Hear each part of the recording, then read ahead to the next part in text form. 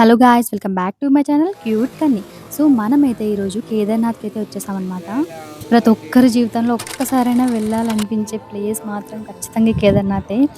అసలు మా కేదార్నాథ్ జర్నీ ఎలా స్టార్ట్ అయింది, అసలు ఎలా ఎండ్ అయింది, మా దర్శనం ఎలా జరిగింది, అసలు అక్కడికి ఎలా వెళ్ళాలి, అక్కడికి వెళ్ళాక స్టే ఎక్కడ చేయాలి, అవన్నీ నీట్గా ఇక్కడ ఎక్స్ప్లెయిన్ చేయబోతున్నాను. ప్లీజ్ ఈ వీడియో చివరి వరకు చూడండి. అసలు కేదార్నాథ్ ట్రిప్ మీరు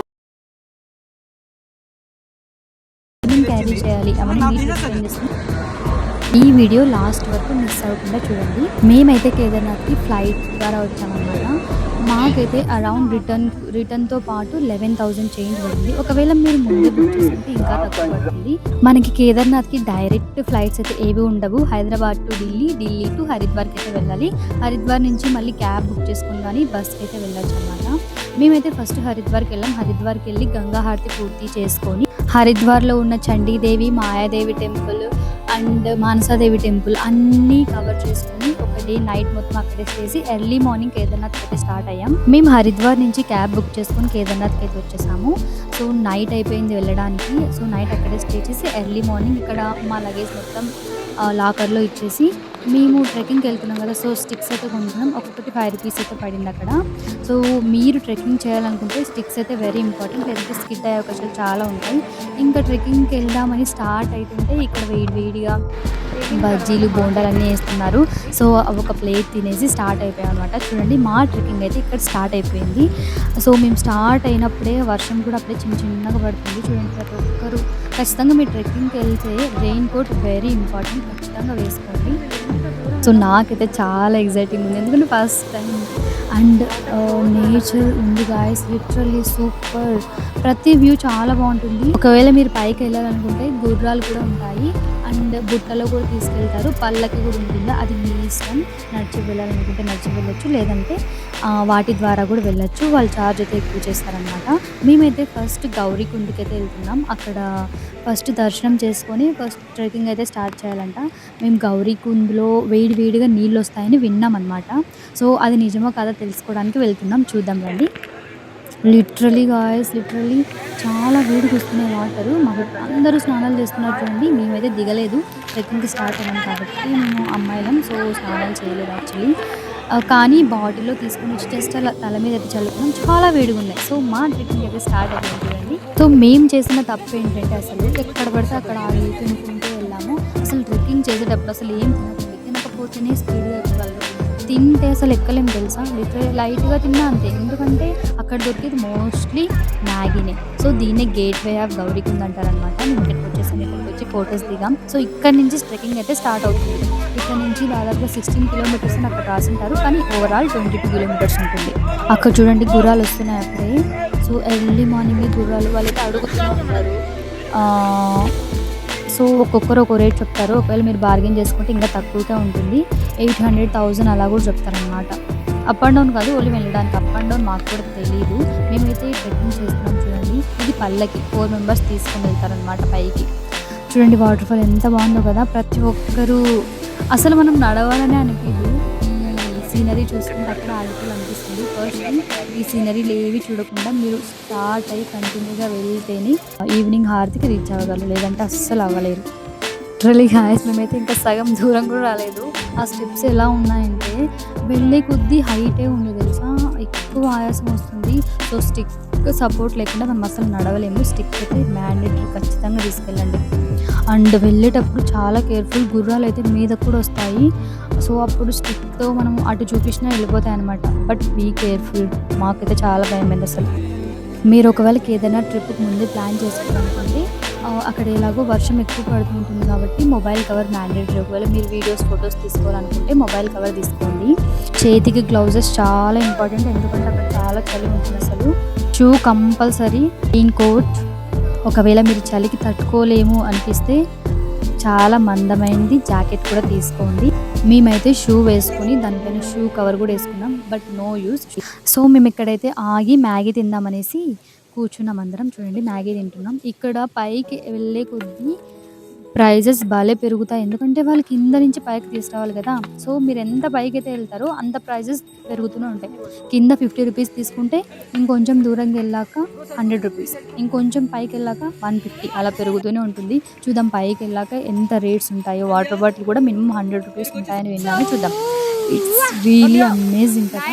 వాటర్ ఫాల్స్ నిజంగా ఇవి చూస్తూ ఉండిపోవాలనిపిస్తది. కానీ అలా ఆగే మేము చాలా లేట్‌గా ఎళ్ళాం. లిటరల్లీ మాకైతే మార్నింగ్ 6కి స్టార్ట్ అయితే అక్కడికెళ్ళేలోపు 6 అయింది. లిటరల్లీ 12 అవర్స్ పట్టింది మాది ట్రెక్కింగ్ కంప్లీట్ అవ్వడానికి.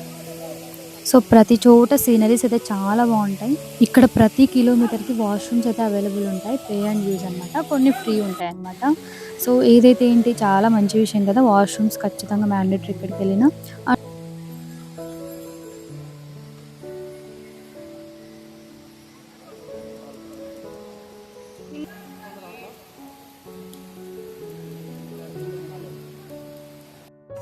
సో, చూసారు కదా! ఇంకొక హాఫ్ కిలోమీటర్ ఎళ్తే మనకి జంగిల్ చాంట్ అనేది కనిపిస్తుంది.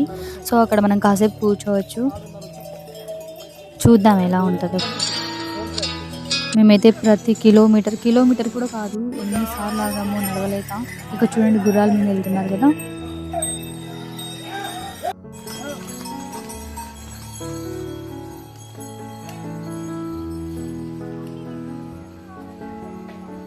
మనకి మధ్యలో వర్షం వస్తే ఒకవేళ షెల్టర్ కోసం ఇలా గూడా అరేంజ్ చేశారు. చాలా మంచిగా అనిపించింది. మనకు ఫుడ్ అయితే అక్కడ ఏం దొరకదు. ఎక్కువ మ్యాగీనే దొరుకుతుంది. అండ్ రోటీ ఎక్కువ దొరుకుతదనమాట. మేము ఆల్మోస్ట్ మ్యాగీనే ప్రిఫర్ చేసాం. అంత చలికి వేడి వేడిగా అదే బెటర్.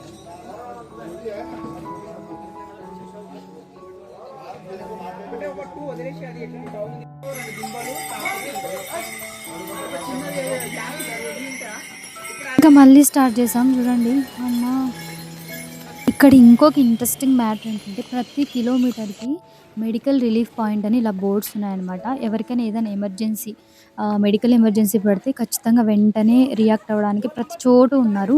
ఇదైతే చాలా మంచిగా అనిపించింది. ఎందుకంటే పైకి ఎక్కే కొద్దీ ఆక్సిజన్ లెవెల్స్ పోతాయని విన్నాను. ఎందుకంటే మేము నలుగురం వెళ్ళాం అక్కడికి. మా నలుగురిలో ఒకరికి అలానే అయింది. అంటే లైక్ మిడిల్ అంటే ట్రెక్కింగ్ మధ్యలో అవ్వలేదు. పైకెళ్ళిన తర్వాత అయిందనమాట. చూడండి మీరు ఒకవేళ ట్రెక్కింగ్ చేస్తే ఇలాంటి ఎనర్జీ డ్రింక్స్ కూడా తీసుకెళ్ళండి. ఇన్‌స్టాంట్ ఎనర్జీ వచ్చేటివి చాలా బెటర్. అయితే చాలా యూజ్ అయ్యాయన్నమాట. లిటరల్లీ గైస్ మనమే ట్రెక్కింగ్ చేయలేకపోతున్నాం. నేనైతే కొంతమందిని చూసా. ఎంత వయసు ఉంటది ముసలి వాళ్ళు అసలు వాళ్ళు ఎంత బాగా ఎక్కుతున్నారు. వాళ్ళే మనకి ఇన్స్పిరేషన్. వాళ్ళని చూస్తే ఎక్కొచ్చు తెలుసా. నేనైతే చాలా మందిని చూసాను. అండ్ ట్రెక్కింగ్ చేసేటప్పుడు చాలా కేర్‌ఫుల్. ఈ వంతెనలు కొన్ని చోట్ల బ్రేక్ అయి ఉన్నాయి అసలు. గుర్రాలు ఇంకొకటి తోస్తున్నాయి కూడా మనుషుల్ని. చాలా భయమేస్తది. ఫస్ట్ గవర్నమెంట్ ఆ గుర్రాలను బ్యాన్ చేస్తే చాలా బెటర్. వాటికి రిలీఫ్ ఉంటది. ఒకవేళ గవర్నమెంటే బ్యాన్ చేస్తే వాళ్ళు ఏదో ఒక ఉపాయం అయితే ఎతుక్కుంటారు కదా! అది నా ఫీలింగ్. సో, ఇంకొంచెం దూరం వెళ్తే రెయిన్ షెల్టర్ అయితే ఉందంట. చూద్దాం.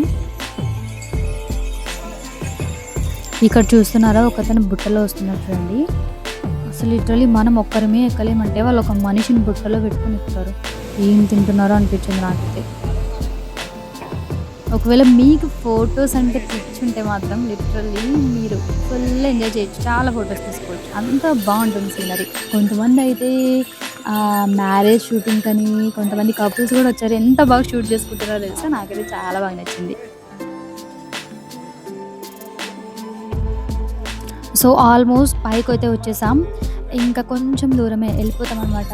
సో, కేదార్‌నాథ్‌కి, బేస్ క్యాంప్‌కి, భైరవకోనకి అన్నిటికి వెళ్ళిపోతాం 2 కిలోమీటర్స్. కేదార్‌నాథ్‌కి అయితే ఇంకా 3.5 కిలోమీటర్స్ ఉందంట. చూద్దాం. పైకి ఎక్కే కొద్దీ లిటరల్లీ ఎంత కష్టంగా ఉంటుందో. So, finally we are reached. My God! అంత పైకెళ్ళాక లిటరల్లీ గైస్ మనకు అనిపిస్తుంది తెలుసా. అమ్మ! ఫైనల్లీ వచ్చేసామని. ఆ టెంపుల్ చూడగానే మనం పడిన కష్టం మొత్తం మర్చిపోతాం. అంత బాగుంటుంది. ఫస్ట్ ఈ ఆర్చ్ దగ్గర ఫొటోస్ దిగే వాళ్ళు దిగుతారు. ఇంకా నేను ఫస్ట్ మొత్తం అంతా ఒకసారి చూపిస్తాను చూడండి. సూపర్ క్లైమేట్ చూడండి అసలు ఎంత బాగుంది అసలు. ఇప్పుడే వచ్చాను. ఇంకా మీకు టెంపుల్ చూపిస్తాను చూడండి. చూపిస్తాను. ఇలా కొంచెం దూరం అయితే అదే టెంపుల్, మెయిన్ టెంపుల్. ఇప్పుడు 7 గంటల వరకు దర్శనం ఉందంట. కుదిరితే ఇప్పుడు వెళ్ళొచ్చు, లేదంటే ఎర్లీ మార్నింగ్. క్లైమేట్ చూడండి అసలు ఎంత బాగుందో. చూడండి వాటర్ ఫాల్.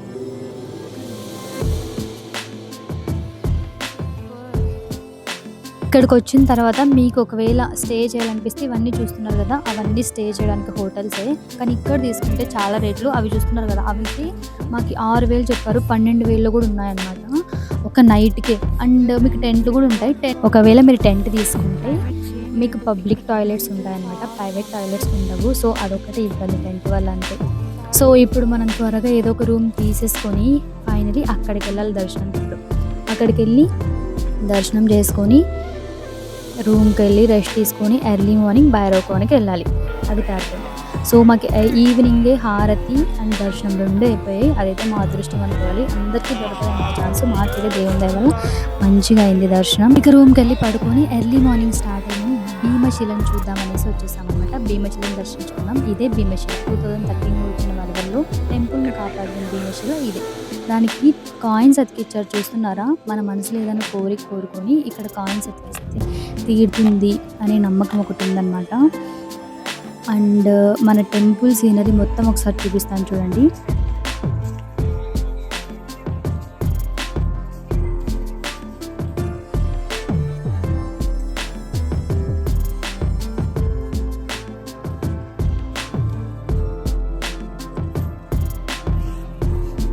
ఇంకొంచెం ముందుకెళ్తే ఒకటి ఇంట్రెస్టింగ్ పార్ట్ ఉంది, చెప్తాను చూడండి. అక్కడ వెనకలు కనిపిస్తున్నాయి కదా రాళ్ళు, ఒక దాని మీద ఒకటి పేర్చారు కదా. మన మనసులో ఏదైనా కోరుకొని ఇలా రాళ్ళు పెడితే నెరవేరుతుందంట. వేరే వాళ్ళు పెట్టిన రాళ్ళు తీసి పెట్టకూడదు, కింద పడిన రాళ్ళే పెట్టాలి. సో ఫైనలీ మా దర్శనం అయితే ఇలా అయింది. నైట్ కదా హారతి. సో ఈ వీడియో క్లిప్ మర్చిపోయాము. మార్నింగ్ మేము భైరవకోనకి వెళ్ళి వచ్చిన తర్వాత ఇక్కడ అన్నదానం చేస్తుంటే అన్నదానం కూడా తిన్నాం. నాకైతే చాలా హ్యాపీగా అనిపించింది అన్నదానం దొరికినందుకు.